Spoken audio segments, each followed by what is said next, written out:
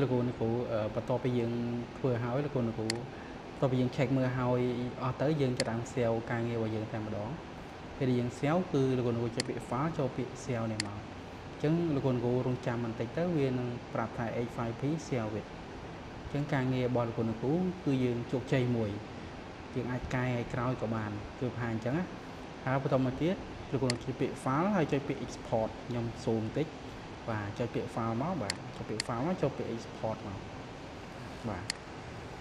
ពេលដែល export ហើយគឺវាចេញជាទម្រង់ចេះអញ្ចឹងលោកគ្រូចុចពាក្យ export ទៀតមក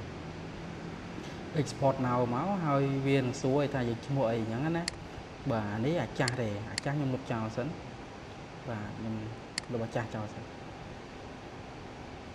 ខ្ញុំ save មក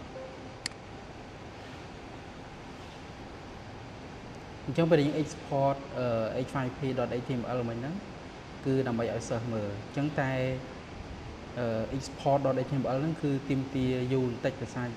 វាត្រូវ export វីដេអូទាំងមូលណាអញ្ចឹងវាចំណាយពេលយូរបន្តិចអញ្ចឹងខ្ញុំសុំ scope វីដេអូបន្តិចសិនបន្ទាប់ export ហើយគឺវាប្រាប់ថា h5p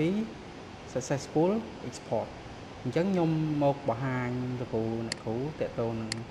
ការ export បន្ទាប់ពី export ហើយនេះបងគ្រូយើងអាច check មើលបានខ្ញុំប្រិចតិចនេះវាមាន file 2នេះតែយើង file.h5p នេះគឺសម្រាប់កែថ្ងៃក្រោយ HTML នេះយើងត្រូវ copy ហើយផ្ញើឲ្យសិស្សតាម Telegram ទៅគាត់អាចបើកមើលបានដែរហើយរបៀប save ហើយនៅ export គឺមានតែប៉ុណ្្នឹងទេ